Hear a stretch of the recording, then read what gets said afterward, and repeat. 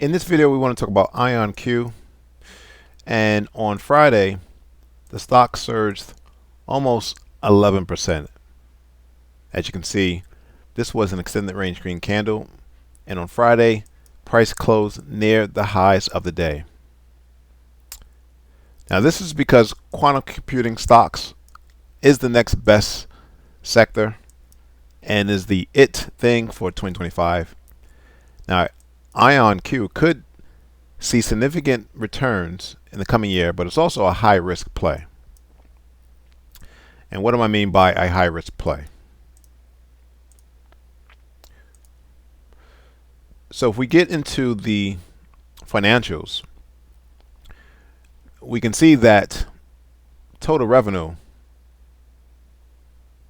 going back to the first quarter of 2023 is very insignificant relative to the negative operating income, pre-tax income, and net income. Now, yes, the stock is growing in terms of revenue. In Q3 of 2022, revenue grew 1,000%. It's leveling off. Q3 of 2024, that growth quarter to quarter was 100%. And this is more or less just laws of numbers, right? Tiny numbers can grow a lot faster than bigger numbers.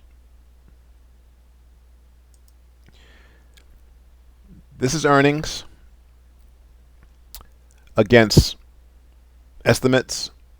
And you can see for Q1 2024, they reported a negative 19 cents per share versus an estimate of negative 25 cents. So they beat the estimates, but still was in the red. Same thing with Q2 24, same thing with Q3 24.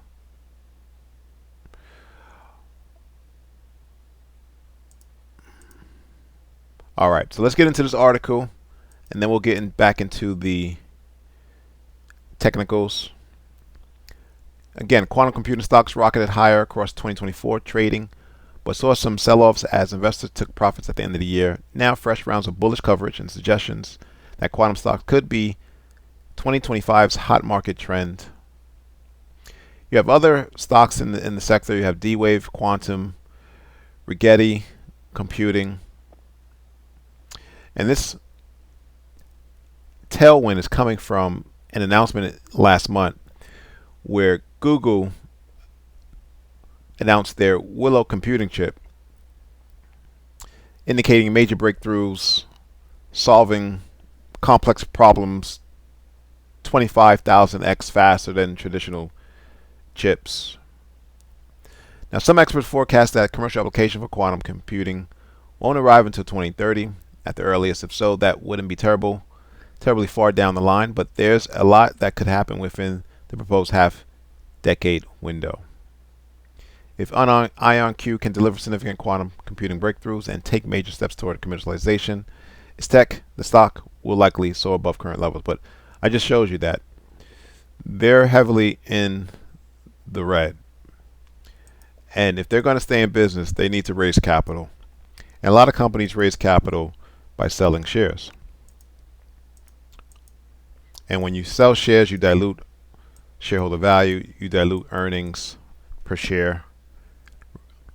Now, stock is trading at $47.77, and it is way overextended, right? We could see a crash all the way down to $20, right? That's where you have some major resistance, should serve as support.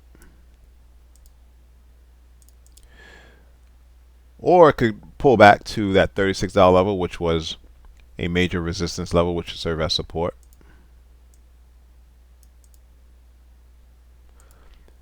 I do want to bring to you some other levels of interest.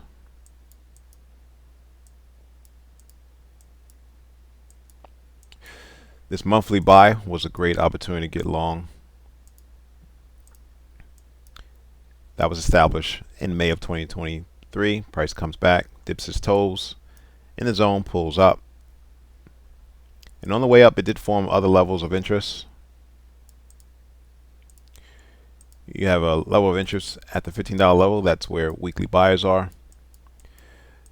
You have this daily buy level near $28.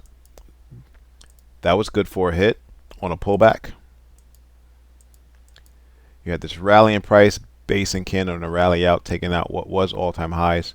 Price not only gave you once, but gave you a second opportunity to get long the stock. Now, one thing to note, as price continues to move higher, the momentum indicator, in this case the RSI, Relative Strength Index, is making lower highs. So a pullback is inevitable. The charts are suggesting do not chase price. Again, the monthly chart shows that it is way overextended. Let me know what you think. Who's chasing price? Who's waiting for a pullback? Who believes the hype? Who's waiting on their hands? Thanks for watching. Subscribe, please like the video.